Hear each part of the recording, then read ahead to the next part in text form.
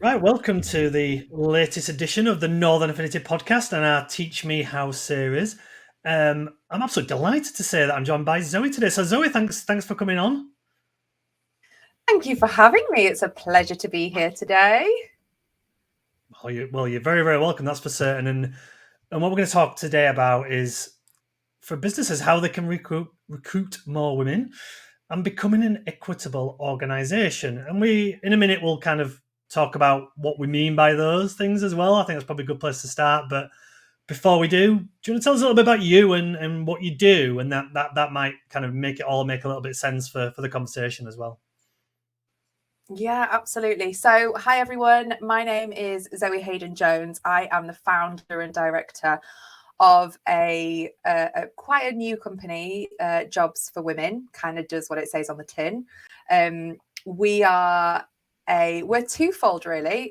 We are a company that works with organisations that want to reach more women in their recruitment, be recognised as a leading diversity, equality, and inclusive employer.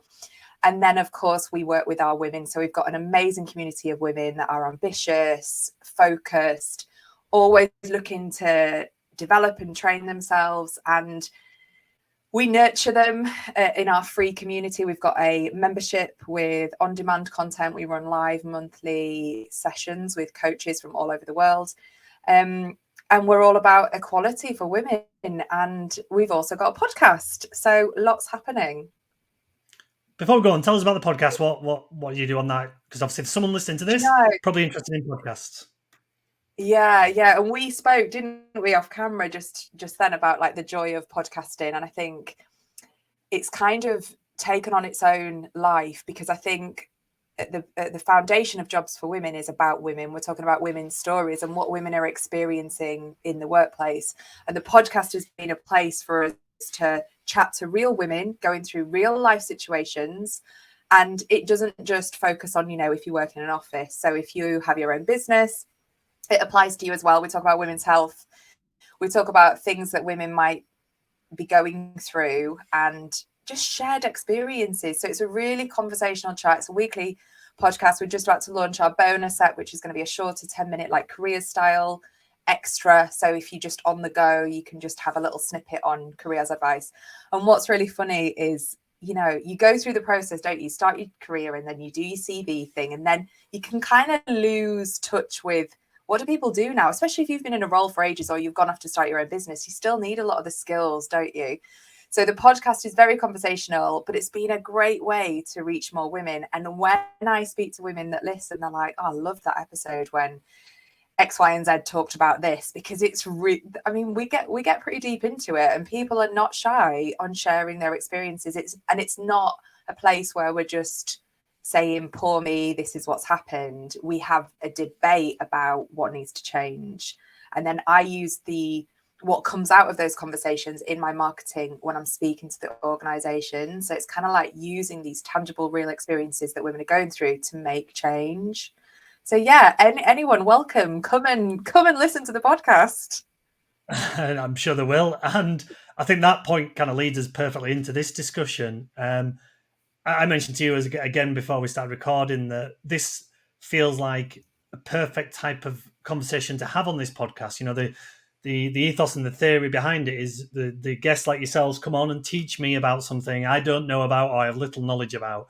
Now, whilst I am more than aware of issues relating to women in the workplace, and so it's like I will and have never experienced that directly. So I think this is a kind of conversation I really enjoy having because I will learn more, I would imagine, than I do on many. So, very first question, really easy. Why do we need to be having this conversation? Why do businesses like yours have to be there? Why do podcasts like yours have to be there? Why do we have to have things that are specifically aimed at women and not all of us? Yeah, so women, as we know, have been sort of up against it in terms of equality, access to opportunities. So when we think about it, was just the anniversary, I think it was 50 years of women on the trading floor, for example. Women were not allowed, to be traders, to step foot on the trading floor.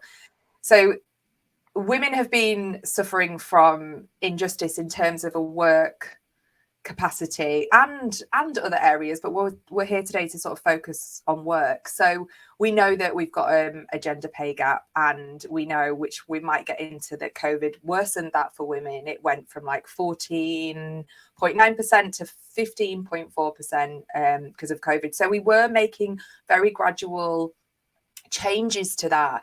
But there are so many reasons why my organizations need to exist, because we're not doing enough. We don't have enough women in leadership. We don't have enough opportunities for women. We're still having, tribunals where women are not supported with their women's health. That's a whole other subject.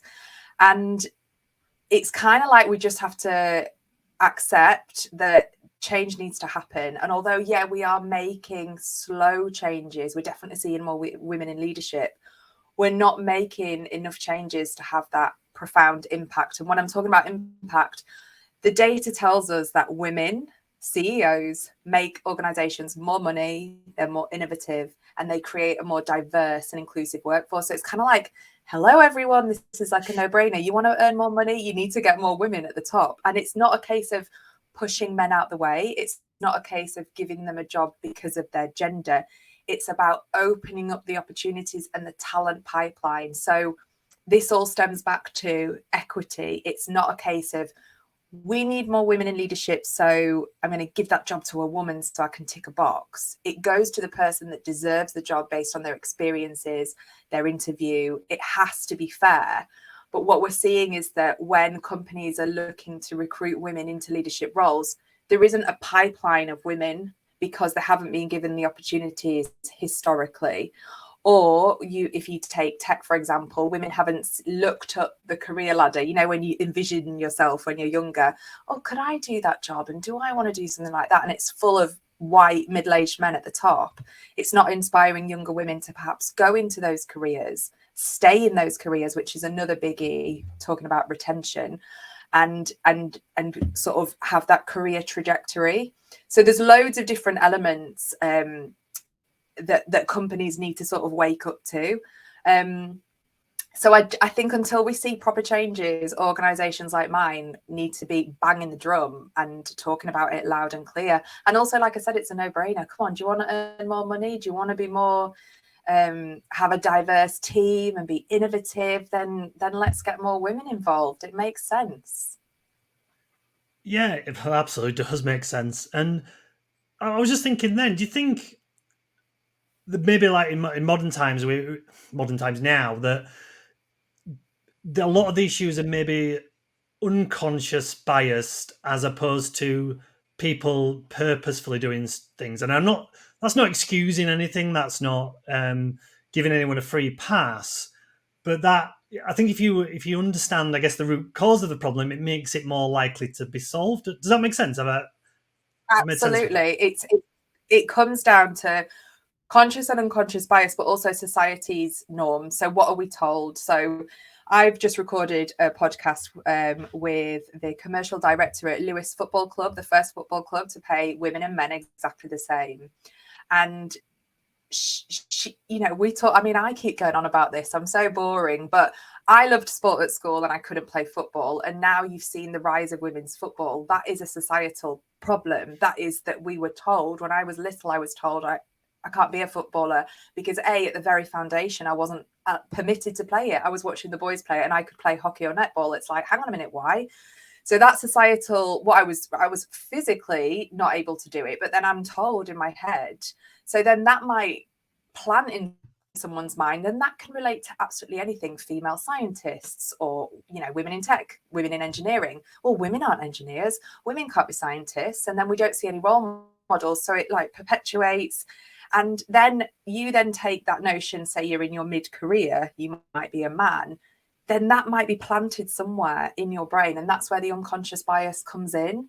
And that is huge. You can do training online. You can actually do a free training right now to know what your biases are. And it's interesting because we all have them. It's not a case of, I don't have any, like, look at me. We all have them. It's the way the brain stores the information. So this is a much bigger piece. But I think just the first point of being aware, like you've just brought that up, it's not just that you either are pro women or against women. There's loads of layers to it, even like how you're brought up. Say you've got siblings and, you know, there's a whole other conversation on men, you know, like how men are sort of society, you know, men don't cry and that sort of thing. It's like what we're told we can and can't do. And that is huge. And it's having these ripples and this impact, and undoing it is challenging. But that's why we have to be having these conversations that we're having, so people actually stop, pause and think, oh wow, okay, yeah, I've never actually thought about it like that. I'm going to be more aware or more conscious. And also how you're raising your kids. If you're listening and you've got kids, how are you talking to your kids about things like this? 100%. The thing with the unconscious bias element of it as well is those are the people who, like I said, maybe not doing anything purposefully, but we probably do want to be fair, and therefore are easier to make them fair, whether they mean to be or not. You're always going to get people, whatever we're talking about, whether we're talking about gender or race or religion, anything, you're always going to get a group of people who believe that they are better than somebody else, whether it's a man thinking they're better than a woman. The reality is they're going to be really hard to change their mind. However, I might be being naive here. I think they are in the minority, and quite a small minority as well. I think most people will try and do the right thing, and if we can kind of change that thinking, it will go a hell of a lot of way to making this a better position anyway. Yeah, 100%. And again, like what we talk about we run webinars, free webinars, like we do like women in tech and women in finance. And on the podcast, like I said, we have these anecdotes and these stories, and we talk a lot about this grassroots approach. So what you just talked about, it's like there are a minority that perhaps are stuck in their ways and will never change their views, but it's about calling out that behavior. That's what we can do at a grassroots approach. So if you work in an office, or if you've got your own business, you employ someone and they, you know, make a misogynistic comment or an assumption about a woman, it could be anything, but you know, I'm here today to talk about gender. It's about calling it out, and sometimes it puts you in a difficult position. We ran a webinar, a women in property webinar, and we had a very senior property lawyer on, and she said she was in this massive boardroom meeting, and a man made a comment, a sexist comment. And she was like, you know, she had that moment like, oh gosh, shall I say anything? And she did in that moment. She said, that's absolutely inappropriate. She said it was awful. And I was cringing and dying inside because to point out, you know, to this person in front of all these people, but that's the grassroots change. That's when you start to see the ripples. That's when that individual might think twice, will change the way they're thinking, but everyone in the boardroom calling out behavior, and that can relate to gender and race, sexuality.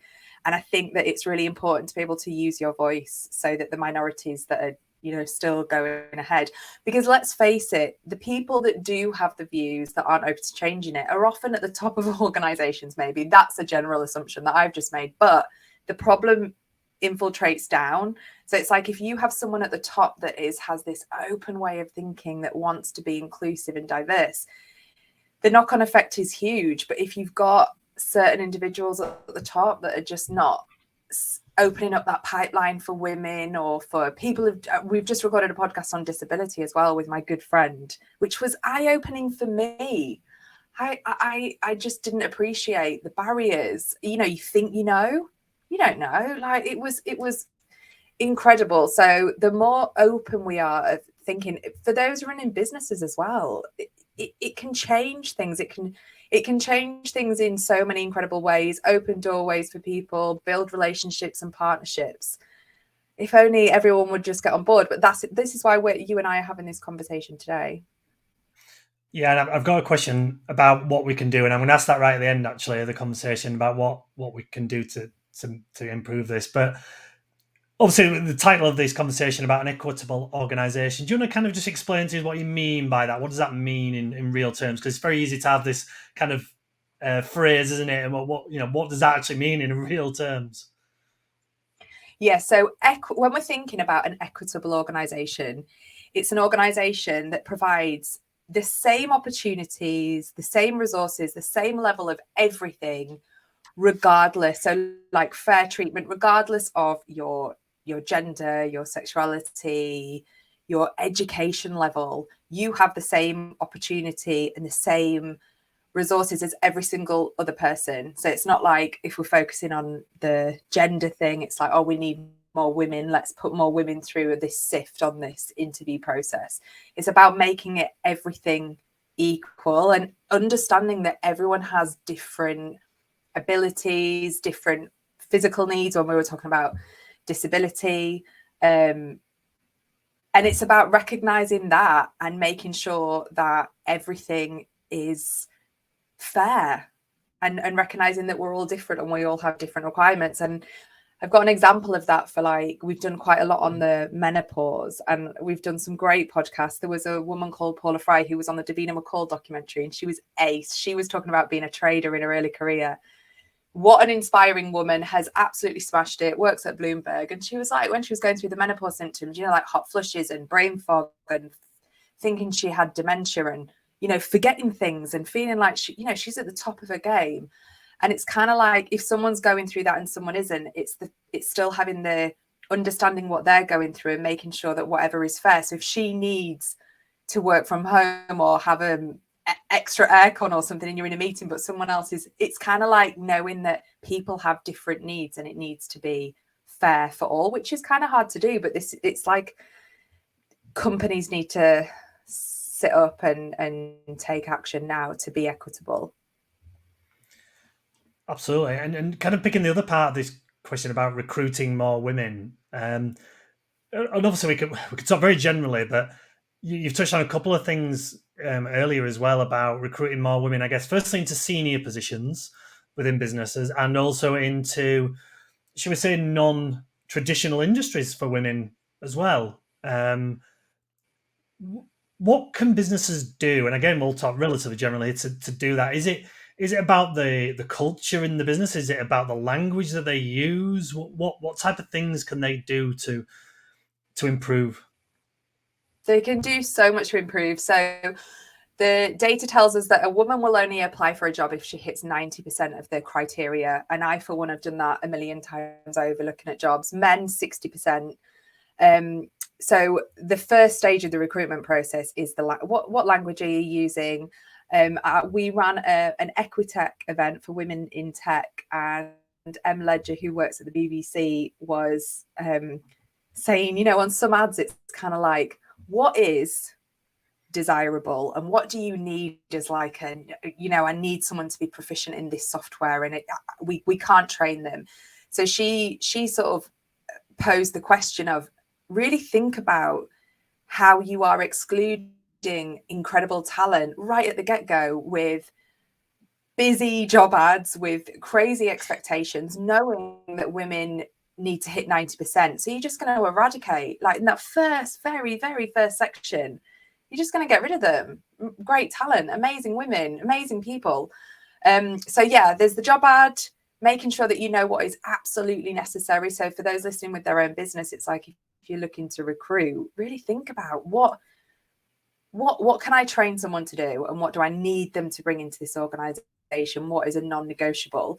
And then the interview stage, I was at a panel event at Leeds DigiFest, and there was a younger woman in tech who said she went to a panel and it was just older men, and she said she felt intimidated, and that intimidation led to her stumbling over her words and not being able to answer to the best of her ability. So again, thinking about the process, the interview process, being really transparent. You'll have one interview and then we'll get back to you within a week, second interview, third. This is the process.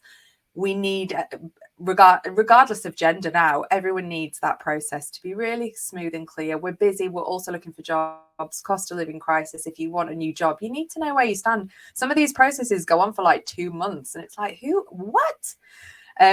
So there's that. It's like the process, the length of time. Who is on the panel? Are they diverse? Are they open to inclusivity? Have they got an open mind? Have they got unconscious bias? You know, if you've got a panel of men interviewing a young woman, have they thought about how that's going to make her feel? And the same applies to men. If it's a young man interviewing and it's all women, is it have you got a good representation of the company? So I think the recruitment stage is huge, and I think companies are really missing out big time, and I think they can really, really shout about the organization. So if they are doing really cool stuff in there, so if they've got loads of support networks, loads of discussion groups, a mentor scheme, like shout about it in your marketing. Tell people that you want to work for them how good the organization is.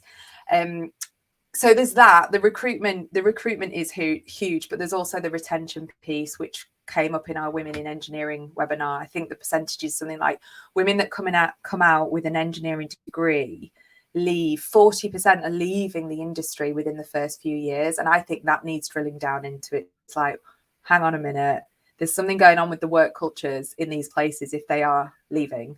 Either it's lack of flexibility. We know that some women choose to have children. It's like, what's going on there? Is it a culture? This bro culture which comes up. So I think culture is a big, hard, it's a bigger piece for companies. We know that, and change is huge. But I think companies need to be really looking at that. Like, yeah, you get a woman in, great. You tick a box in terms of, yeah, we're getting there. Are you keeping them? Are you supporting them? Have they got mentors? Can they develop? If it is a woman in a male-dominated industry, what is it like for her working in that organization? Yeah, and I think it's interesting you mentioned culture there, because that, when you were saying about that, people join and then leaving, first thing that came to my head, well, that's obviously something wrong with the culture within that business, because for whatever reason, on the whole, women don't feel comfortable in those environments, which needs to change, and that kind of goes without saying. You kind of touched on women, obviously, and having children there. I think that, I've seen this as well, in businesses where a woman is, especially might come out of university, things like that, they're making their way up the career ladder. Then obviously women will then have their children, the ones that decide to have, I don't know, anywhere between mid-20s and 40, somewhere around that. The kind of, probably for most people and men, is traditionally the period when your career is probably kind of the key period, really, isn't it? It's kind of where you're going to be often. Do you think anything's being done to improve that situation, so women that do go off on maternity leave and for 3, 6, 9 months, whatever it is, come back and they're not at the back of the queue again for the next promotion? I think that we're making some headway into like shared parental leave, which I think is brilliant. Because I just want to say as well that Jobs for Women is not man bashing. We are not here to like elbow men out the way to get women to the top. So I think we have to work together on this. It has to be a collaborative piece. So I love that there's shared parental leave. I know that when I had my kids, we were living in London then, and I had postnatal depression, and off my husband went back to work after 2 weeks, and I was like, this is what it was. I couldn't do it. It was so hard. So I love this idea that men can take more time off. This is great. But when we're focusing specifically on the women piece, I spoke to a very large international, like global brand, who said that they had an issue with women returning. So actually going back and then quickly leaving, quickly dropping to part-time within months and then leaving entirely. And we know that this costs businesses loads. Recruitment retention is massive. So a lot of work needs to be done on that. And some women that we've spoken to in the community have just felt like they have literally, just as you've said, gone to the back of the queue. They've been forgotten about for promotion opportunities, no keeping in touch days, almost like just like, oh, they're not here, out of sight, out of mind. And this is a massive piece that I think organizations are just missing, because it's not hard, is it? It's just, you have a maternity policy, you've got a shared parental leave policy. What's your policy for embedding them back in to make sure that they're supported and that they stay in their role? Because it's just going to cost more money long term when they leave. So I think that they need to open their eyes to that. And yeah, like I said, in our community, loads of women have left. For me, when I worked in London, I worked in like entertainment, PR and film, because my background is marketing. And I used to look at the women at the top. I actually did have a senior woman in the top, I guess in media is more common. And she was just single in her 40s and used to say to us, don't have babies, get a dog, And I was like, oh, right, okay. That is, that is absolutely unacceptable. And it was kind of like the baby thing wasn't even on the cards. She was telling me which she shouldn't have, that I shouldn't have them and I should opt for a dog instead. But also it wasn't in the culture. I'm like, we're on this planet. If we choose to have a child, then that's okay. And I think there's this big taboo in certain industries where once you have a kid, you're kind of written off you go. And this is where the gender pay gap just widens, because the gender pay gap is obviously when we're looking at the top. So when you're earning the top salary in your career, that's when women are leaving because of menopause or they're the main caregivers, then it widens because we have more men at the top earning the biggest salaries. It's not so much at the bottom. So yeah, I mean, you can tell I'm probably getting a bit heated and I get a bit frustrated and wound up by it, but this is why I'm doing what I'm doing, because I feel so passionately about it. And I want to pick up on the point you made actually about it's not about pushing men out of the way, because, it's I think anybody who thinks about this rationally will know that it's not, because I would imagine that the vast majority of anyone, and I'm included in this, people who listen or watch this will have sisters, daughters, wives, mothers, etc. And it's a team effort, essentially, isn't it? And we all benefit from this. It's not, no one loses out. And I think sometimes, I don't know if it's the way it's portrayed. I think sometimes it is a men versus women. I could go forever about the press and the way they word things, and I think that's often an issue when actually most men, because like I said, they have a wife, a daughter, whatever it is, who is female and therefore want the best for them. So it's just a team effort. So like, it's not us against them. I think it's a really important distinction you made actually there. Yeah, because this is what happens as well. At all of the events that I run and the events that I go to, the audience is 99% female, but we need men in the room to be part of the conversation because of what what you've just said. In order to make this change, it's a chat. It's not man bashing. It's not saying, "Oh, women, look at us, look what we're going through." It is like, let's get together and talk about it and make some positive changes. Yet every single event, when I went to Leeds DigiFest, I think there was one man in the audience and he worked at the company who was running the event. And I wanted to say, where are all the men? And I did another event, and it was part of like an accelerator scheme. And I think it was like the mayor's, it was something. And he came up to me and he said, "Don't forget about the men," in this like little jokey way, and had to like, again, this grassroots approach. I was like, I know that's kind of a joke, but I said, look, this is not just about women. Yeah, the title's jobs for women, but I'm not forgetting about the men. Men are part of it because we can't do one without the other. You know, we're not going to eradicate men. We're not going to eradicate women. It's like, how can we come together and make it equitable for everybody? Absolutely. And I think it's, having it as a men versus women thing is almost doing down the issue, in my opinion. So, and we see this in other areas of life. So, yeah, I'm a big believer it's a team effort, and that kind of comes to me, like kind of the biggest question is, well, as a man, what can I do? And I'm talking I as the all of us here to help this. And now I'd love me as an individual to be able to change this. I can't, but if I do my little bit and everyone else does their little bit, it can't do any harm. Is kind of the worst case scenario, I think. So what can we do? What type of things can make a difference?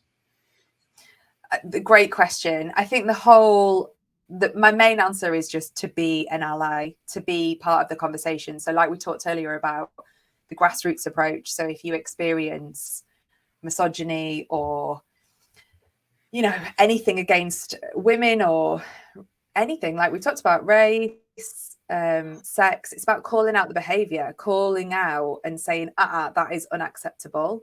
And to begin to understand the differences between, I'm not going to get into, I know there are lots of different genders now or the terms, but men and women are different. So when I talked earlier about women's health, that's huge. Women, we have a huge gender health gap as well. There isn't enough funding for women, yet women go through periods. Some women experience crazy periods, endometriosis and other symptoms. They might then choose to have children. There might be issues after that. And then, of course, there's menopause. So if you've got a man and a woman maybe leading two teams in an organization. It's about being an ally. So maybe having that understanding that women, we're engineered differently, when we're thinking about biology. So it's like just that understanding, because I know that when we've done talks on menopause, it's kind of like there's that lack of understanding. I know that there was a woman, I did a TikTok on it actually, where she's just won a court case because her manager was like, oh, menopause symptoms again, off again, that kind of thing. And it's like, if you want to get on board with this as a man, it's understanding what it's like to be maybe a woman leading and just being open to it, not having to like pander to them or anything like that. It's just having that understanding. It's like someone that is a different religion to you will have different days of the year that they celebrate, and just having that awareness so that we can all come together and work in tandem and in partnership and help each other out. So I think the allyship piece is massive. Come to the event, be part of the conversation, Do you think, I had kind of a bit of a follow-up on that actually? So we're recording this in mid-October. I think it was a couple of weeks ago now. There was a scenario, an incident on GB News with the presenters whose names totally escaped me, and I can't remember what they are, but anyway, made some horrendous comments about, I think she was a journalist, wasn't she, the lady they were talking about. Do you think I'm not saying they're not helpful, obviously, but I think what happened there was widespread condemnation from people, men and women, obviously, of those comments. Those comments, on the whole, would have, let's say in the last 50 years, probably made in the pub or in the football ground or wherever it is. And by occasionally those coming out in a public domain, and then them very thankfully getting shouted down by the vast majority of people, maybe will help kind of people, firstly annoys people so they get behind this as an issue, but also it shows for the people maybe like yourself who's trying to do some good things, that there is a lot of people out there who will support. Does that make sense? I don't want to give him too much airtime on what they said, but absolutely. No, 100%. I think, was that the Lawrence Fox one when he made a that's the one. comment? Yeah, I can't yeah, remember. yeah. But yeah, things like that, when a few years ago, a while ago, it might have just passed through, so to speak, because no one was talking up about it and it was just accepted. But this comes back to, again, the societal norms, the conscious and unconscious bias. So that was obviously nasty of him to do it, but is there something in his brain that he's got some unconscious bias against women? I don't know, but that the fact that there was condemnation and there was uproar about it shows that we're having the conversations. Can you imagine being a woman 100 years ago, 50, 60, 70 years ago? Like, I was speaking to my grandma the other day and she was like, oh yeah, when you got pregnant, you had to leave your job. It was like, what? And she was like, yeah, you left your job. It was kind of like, see ya, you're done now, and pretty much never go back. So yes, we've made massive changes. And I love it when I see things being like that in the media being called out, but I also get really, really mad that it's still happening. Like, I think there was Chris Hughes from Love Island interviewing was it a cricketer? And he called her like a Barbie girl. It was during the 100, the women's 100 cricketer. Yeah. And he asked her if she'd watched the Barbie girl, and he said to her, "You're a Barbie yourself or something, aren't you?" And I was just like, oh my goodness, he's in his 20s and he thinks that that's acceptable. It blows my mind. And I know I am in this, living it and breathing it, but it still annoys me that it's happening on mainstream news. But like you said, the fact that it's being picked up, talked about, helps the cause, helps us have these conversations.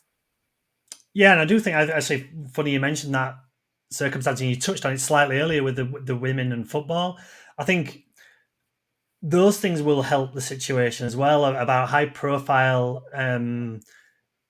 people for young girls, especially. The young girls are now looking up to with the women footballers or the women cricketers or whoever it might be. And whilst it'll take a while for that kind of to come through into the workplace and things like that, I think that might almost have a bit of a shift in attitudes from both young boys and young girls, actually. I know my little boy, 8 years old, he doesn't think girls can't play football. That's not a thing that's entered his mind. Yeah, I love that. And I'm sure that's the same for all 8-year-old boys, because they were watching the women during the Women's World Cup, and they've seen that. They see it's there, it's visible, and so they don't really see. They see the men on TV more than the women. Of course, they know that, but they don't think it's not a thing that women can do, and that can only be a Yeah, I positive. love it. And this comes back to what we were saying earlier about the pipeline for organizations. If women aren't seeing women at the top, then how are they ever going to envisage themselves leading that organization or another organization? We need to have those role models. And it's so inspiring to see what's happening in women's sport. And again, alluding back to what I said earlier, when I wasn't allowed to play football, you can tell I've got a bee in my bonnet about that. But of course, then I'm looking at the TV and it's just men running around.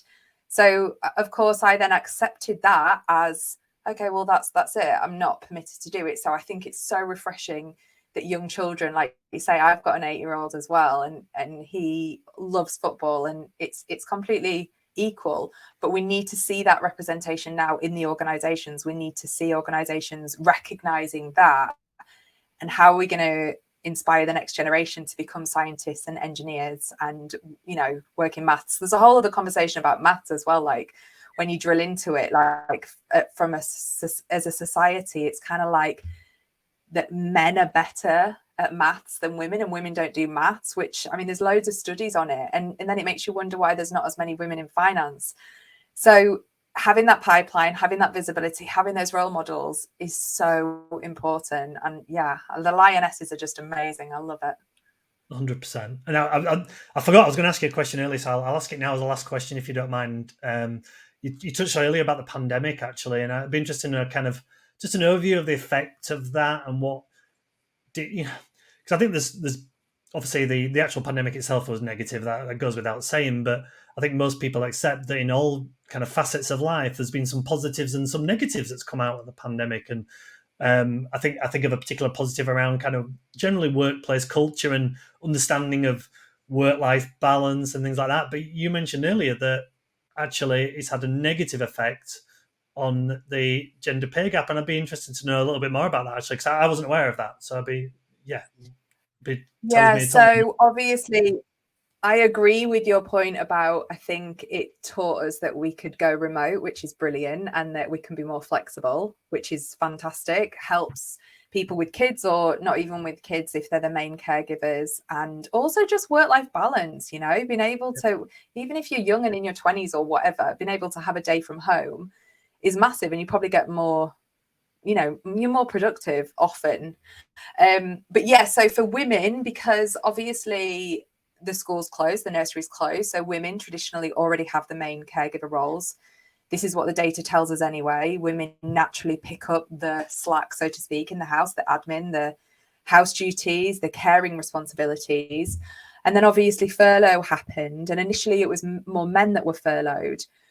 So we were at about 14.9%. And then in the second year, women started to drop to part-time, leave entirely, because they were more responsible for the children, elderly parents, and that sort of thing, elderly relatives.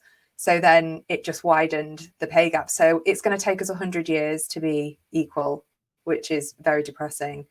And I think it widened to about 120 years in COVID. So when you saw that increase up to 15.4% just in like a year or two, it's bleak.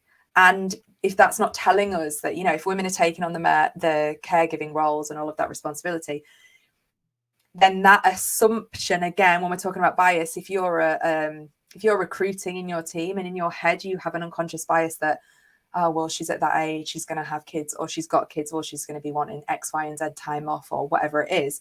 If that's sitting in your head, then maybe you're going to employ a man. And that's what's happening, and that's what we need to stamp out. And that's why I think shared parental leave is so brilliant, because equally, we've got a whole other podcast that we could probably do on men, because I think it's really hard for men as well at the moment, because these shared parental leave policies are coming in. Yet a lot of men, because of what society tells us, that they go back to work and they're the main breadwinner, that they can't actually take it. And they fear now that they're going to be looked down on if they take it. And I think that's a whole other conversation that needs to be happening, because of what I alluded to earlier, when, you know, men don't show emotions, and what, and you can hear it, can't you, happening, like, what, you're sharing the leave with your wife, you're going to take 6 months off, what? You can see those conversations already starting to happen. So it's important that we have these conversations to support men as well in the process, so that then they can support their partners. 100%. And I've got about a million other questions, but I don't. I think we might have to do another podcast. I think, and I've asked you too many. And honestly, I think it's. I think the work you're doing is fantastic, and you know, and like I said, anything men and I can do to support on that is we should do, and we hopefully many of us will do as well, because it's such important. Because like I said, if nothing else, even if you look at it from a selfish point of view, most of us will have a wife, a sister, a daughter, whatever it may be, and think about those as well. So if that works as a motivation, then fine for some people. If you're looking in the greater good, then also good stuff as well. Just finally for me, if people want to look into more about what you do, find out more about podcasts, etc., do you want to tell us where to go? But I will put the notes in the show notes as well. But tell people where to go.